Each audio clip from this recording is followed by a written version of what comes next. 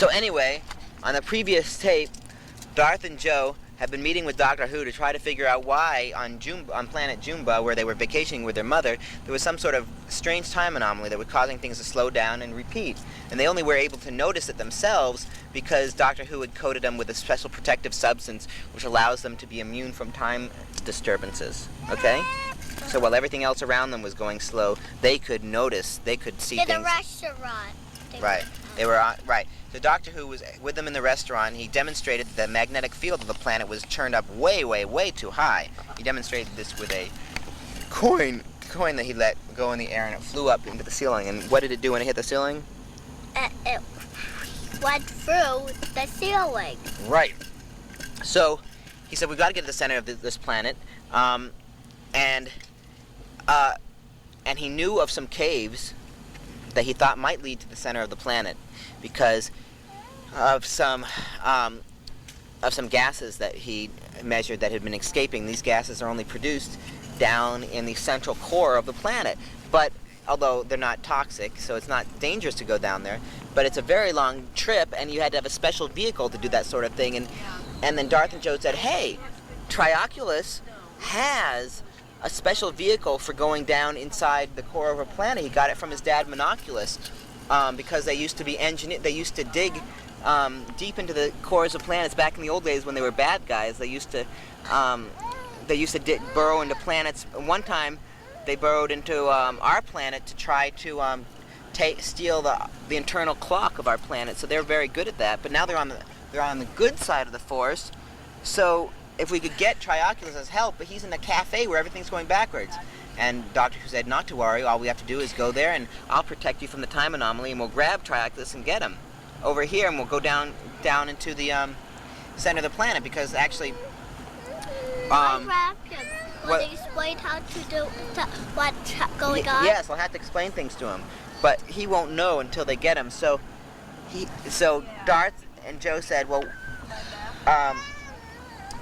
our ring of transportation can only transport the two of us, unless we could maybe hold on to you, Doctor, and transport you there, but then we wouldn't be able to transport back with Trioculus. And Doctor said, there's no problem, we'll take the TARDIS. And they all got into the TARDIS, which was Doctor Who's space and time flying machine, and they transported right outside the restaurant. They walked inside, and they noticed that people were having conversations, and they noticed that people were having conversations, and they noticed that people were having conversations, and they noticed that people were having conversations, but just repeated, just like that. They were saying the same thing over and over again. And there was Trioculus, and he was having the same problem. He dropped an egg on the ground, and it broke, and he went to clean it up, and then suddenly the egg undropped and was up in his hand again, and dropped again, and it broke, and it was happening over and over and over again. And so they tapped him on the shoulder and said, hi, how you doing, Trioculus? And he said, oh, everything's just fine. I've been waiting for you and your mom. Because Trioculus didn't even know there was a time anomaly because he was stuck inside of it. And if you're inside of a time anomaly, you can't notice it unless you're protected from the anomaly, right? Yeah. Like Darth and Joe. And so they said, listen, Trioculus, we were having kind of an emergency. You have to come with us. And they grabbed onto him. They led him into the TARDIS. And when they were in the TARDIS, they were all protected from the time anomaly. And they explained what was going on. And then Trioculus said, well, we could get that machine from my dad. And so they decided to fly to the planet where Monoculus was staying. And he was the one who knew how to drive this machine, so he came with them. They put the machine inside the TARDIS because, of course, the TARDIS was much bigger on the inside. It can hold a machine like this. And they flew back to Jumba and went to the cave. And they all got into this machine that can drive underground, and it has a drill on the end in case they hit an obstruction. They can drill right through it. I mean, it's a big, big drill. And so they started driving underground. It was kind of bumpy, and they drove underground, and they saw these glow-in-the-dark worm creatures that live underground there, which were nice, but they didn't pose a threat. And so they kept going down, deeper, deeper, deeper, and Doctor Who was taking measurements the whole time. And in fact, the measurements were starting to the magnetic field was getting so strong. It was getting higher than the tape. What, higher than the tape? Yeah, higher than he could scan them. Yes, it was off the limits. Plus, it was getting dangerous for his own machines to be so close to the magnetic field. So he said, we're going to have to leave the TARDIS here, because we're gonna have to leave my machines here. The TARDIS was up on the surface, and we're gonna have to. Oh, there's a covered bridge, and they're gonna have to go back down in the machines without any of Doctor Who's special equipment. And Joe and Darth said, "Well, will we be able to solve the problem without your machines?" And the Doctor said, "Oh, there's always a way. Don't worry." And so, they continued down, down, down, down, down, down, down. Now, when you get to the very center of a planet, you have the gravity of the planet is not like when you're on the top of the planet, you're pulled down by it, right? Because all the gravity is pulling you down. When you're center of the planet, the gravity pulls you in all directions, right? Because there's just as much planet above you as there is below you. So which way is down when you're in the center of the planet? Up. Right, well, there is no up and down, right? It's almost like being in outer space. There's the gravity. If the gravity pulls you equally in all directions, then there's no gravity at all. You float when you're in the very, very, very, very center of the planet. And that's where they ended up. They parked their vehicle, and they got out, but they all held on to ropes so they could stay together. So they were all holding on to a rope. And they had special equipment so they wouldn't get hurt Right, by well, the heat. right. Well, you see, the thing is that this planet, the center of the planet, is not actually very hot.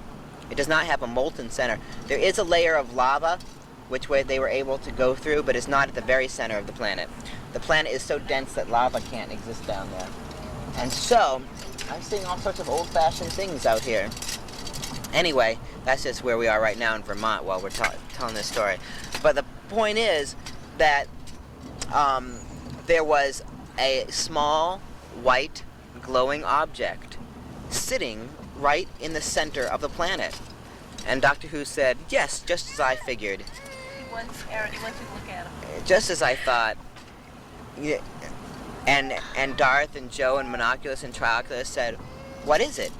And Doctor Who said, What's it? "Well, it's not so much an it's not so much what is it, as who is it?" And they said, "Who? You mean that's living?" And he said, "Yes.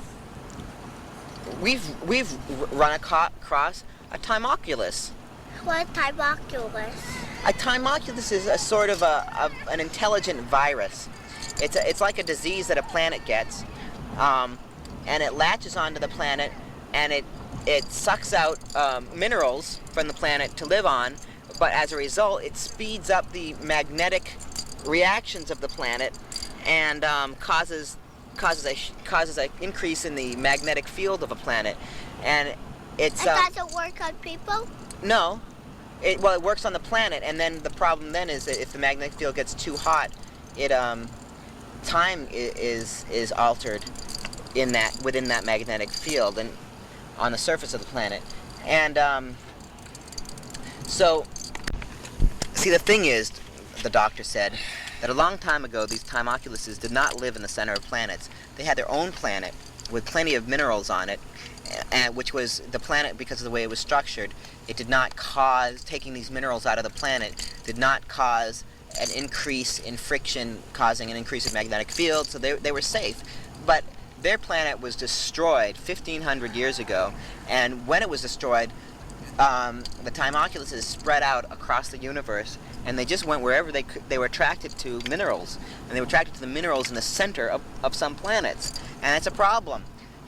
But it's not a mean creature. It's not doing it out of malevolence, as we say, It's not trying to hurt anybody. It's just trying to eat. So what we do is I get it out. What we do is we take these Timoculuses to a safe place, and the Time Lords have constructed a planet which is rich in the minerals that they eat, and they can live there and not do any harm. Wow, looked like a bird, but it was just pretend. Anyway, so the Doctor said the only problem is I don't have my machines to communicate with it. I mean, I usually have this thing with me. It's a device to communicate with Timoculuses, because if we grab it now, it could fight back, and that could be very dangerous because it could throw a huge magnetic field at us, so it could knock us out. So there's no way for me to explain to it that we don't mean it any harm and that we're taking it to a safe place. But guess what? What? Joe and Darth can communicate with it, because Joe said, "Hey, we have our universal translating devices. And doctor said, yes, you told me about those once before. You mean those plastic things that you open up? And, well, they're not actually plastic, but that's how they look. Well, yes, why don't you use that to communicate with the Timoculus? And, well, the only problem, Darth said, is it's a one-way thing. It takes other languages and translates them into our language, but it doesn't go the other way. And the doctor who said, well, a quick, I can fix that. And he took out his universal screwdriver. So Doctor Who used his universal screwdriver. It's called a screwdriver, but actually it does a lot of things. It opens doors, and he fiddled with it, and he just reversed the polarity on the communicator, and he then spoke into it, and he said, "Greetings, Timoculus person. I am the doctor." And then he closed it and aimed it at him, and it said, and the Timoculus said, and Doctor Who reversed, or actually Doctor Who recognized that as greetings, Doctor. And then Doctor Who spoke into it, and he said, you're in the center of a planet, and as you feed from the minerals of the planet, it's increasing the magnetic field of this planet, which is causing a time disturbance. Time is my business. You don't have to know about the details, but it's causing a lot of trouble for the people on this planet. We'd like to take you to a special planet with others of your kind that the Time Lords have constructed, which is rich in minerals for you to eat. Would that be all right with you? And he turned it around and aimed it at the Timoculus, and they were all floating at this time around, but they were holding on to a rope, and it said,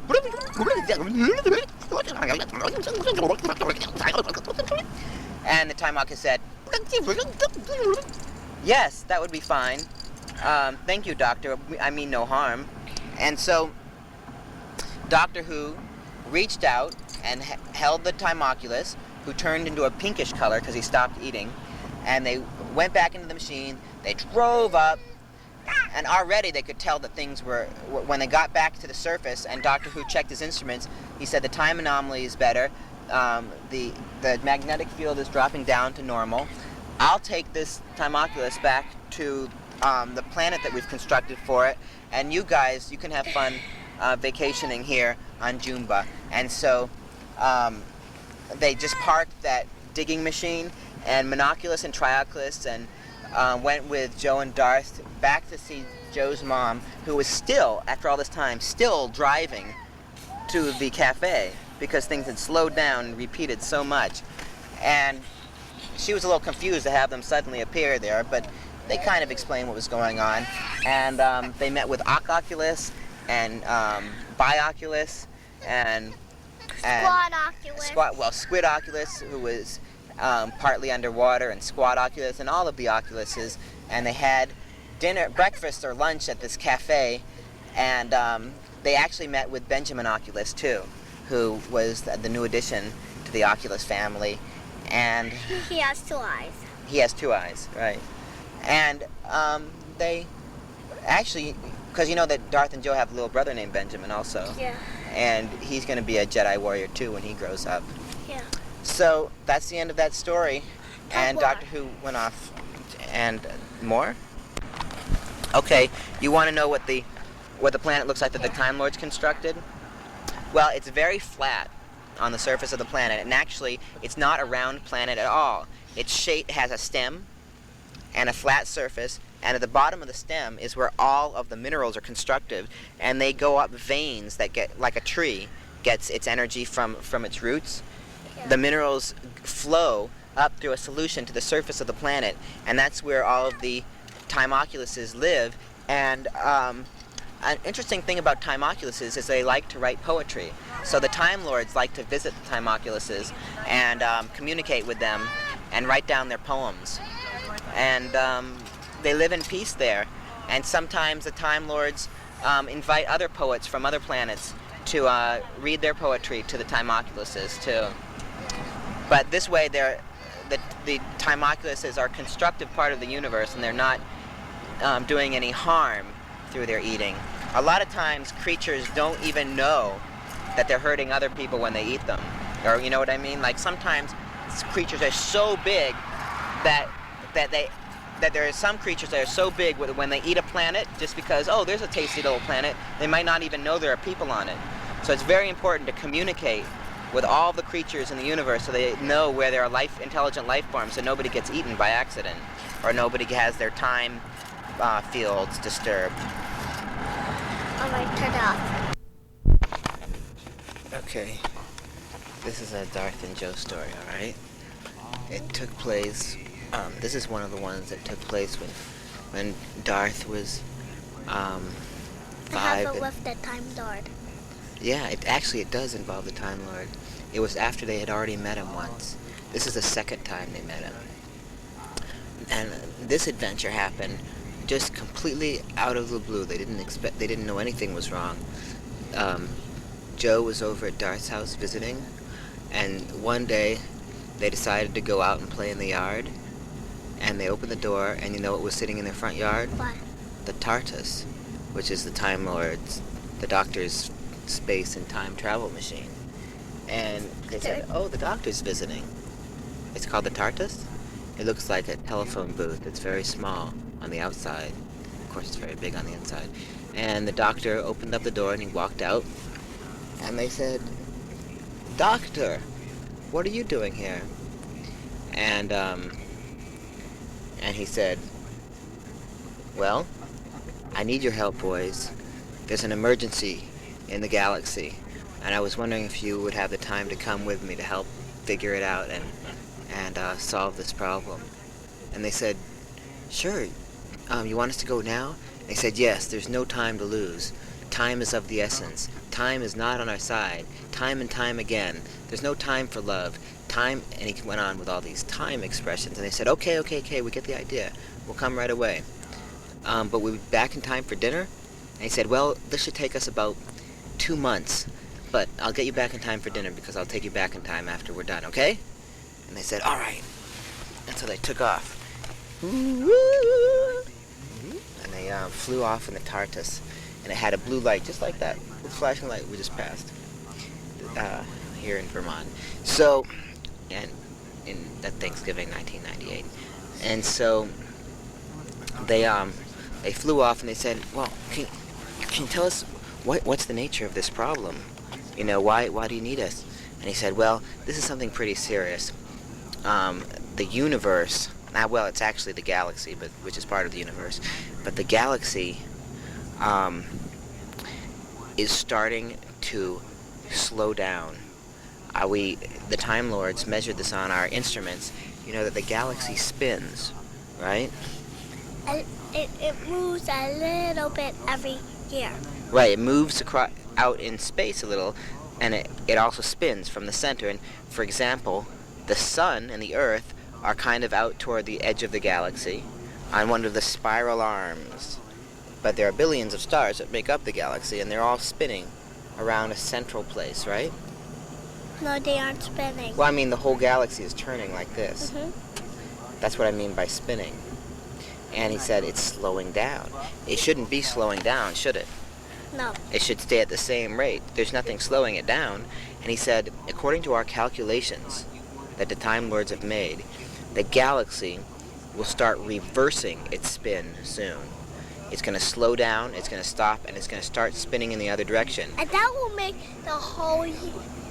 that will keep it on with the universe, and then it will turn backwards in time. Yes, exactly. Plus, there could be a whole lot of collisions of stars if suddenly everything started moving backwards. The stars could collide.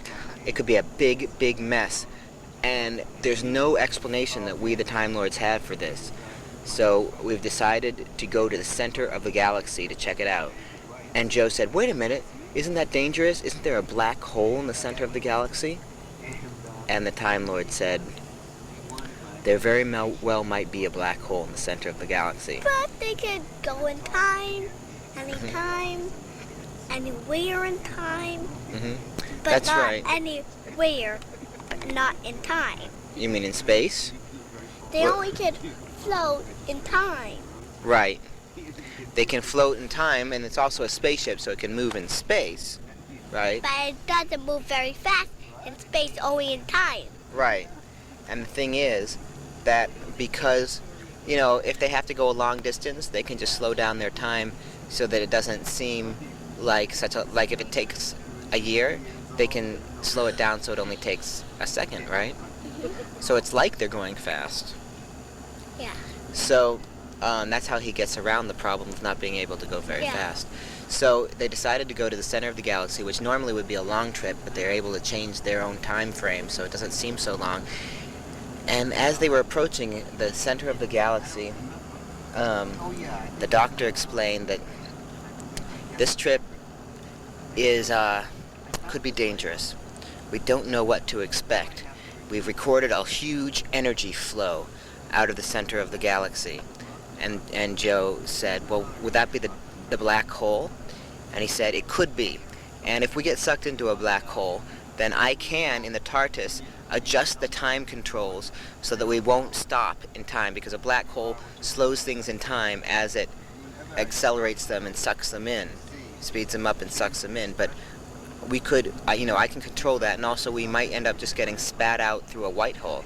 So we'll probably be all right. But we're trying not to get sucked into that black hole because that will not help us on our mission. We have to find out what is going wrong at the center of the galaxy, and I've decided to stop and pick up another passenger on this trip who will help us. And Darth and Joe said, who? And he said, Sally. Do you remember her? She was on the planet with the Gorlots. She had a big knife. She was kind of dressed really primitively. She's a great fighter, and she's a good person to have along. So do you guys mind if we stopped and picked her up to help us? And they said, all right. Okay. So now there'll be 4 of them. So actually they did stop at that planet, and she agreed to help them when he explained to them how serious the problem was. And all 4 of them started flying to the center of the galaxy, and they sensed that there might be a black hole in the middle, but outside of that there was a huge energy field of lots of positive energy particles zipping around, and the doctor thought that somewhere in this energy field was the explanation of why the galaxy is slowing down, and he was right. Well, what's that? He was right. That's that right. There was some answer in this energy field. Right.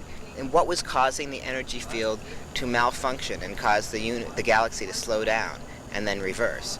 Well, he stopped on a planet that was very close to the center of the galaxy, and they had to put on spacesuits because there was no atmosphere on this planet, because there was so much energy flying around that it blew off all of the atmosphere on this planet. So they got out, and the doctor brought his controls with him, and as soon as they got out, a giant creature, which was a huge red creature about as tall as a building, and it looked like it was made out of jello, started running toward them. And Sally started fighting it with her knife and cutting pieces of it off, and it was attacking her, and she was fighting back. And the doctor quickly set up a time force field around them and had them disappear and then reappear a few seconds later after the monster ran past them, so they'd be on the other side of the monster, which confused it, and that's how they got away. And they started running toward a cave because there was a beam of light coming out of the cave, and they thought, well, maybe there's somebody inside that cave. We'll see who's in there. And they ran inside, and it was some sort of laboratory. And in the laboratory, they found a small man whose name, he said, was Pigeon, just like the bird. And what did he do? He said that he worked with the entity, and they said, well, what's the entity? And Pigeon said that the entity is the life force that lives near the center of the galaxy. And the doctor realized that this is the problem. This life force, all this energy that's around the black hole, it's alive, it's a living being. And for some reason, it's starting to flow the wrong direction. And so they have to communicate with it. But how would they communicate with it? It doesn't have a mouth. It doesn't have a way of talking. It's just an energy field that surrounds that's in the center of the galaxy. So they had to figure out a way of talking to it. And Darth and Joe said, well, we have the universal translators. And the doctor said, well, that's only good if it actually speaks a language out loud, but without an ability to hear it. And then he looked to Sally. But this is why, another reason I brought Sally along. She is able to read people's minds if they try to communicate with her. She has telepathy, it's called. And so I want Sally to try to communicate. I knew that there might be some sort of energy being here because the center of the galaxy does not usually support physical life forms like you and I. There's a lot of energy here, and I thought it might just be a free-floating life form. And so he asked Sally to communicate with this energy being, okay? And so she said she would. And she reached her hands up into what used to be the air. Now it was just charged particles of energy floating around. And she closed her eyes, and she started opening her mind. And it turned out, and then she started getting very angry, and then she broke free from it. And the doctor said, well, did you get through to it? And then she said, yes, I spoke to the creature. And it spoke to me, and it said that it was very angry, and that's why it was changing directions.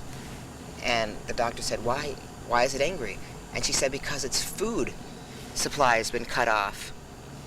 And the doctor said, what do you mean? What's its food supply?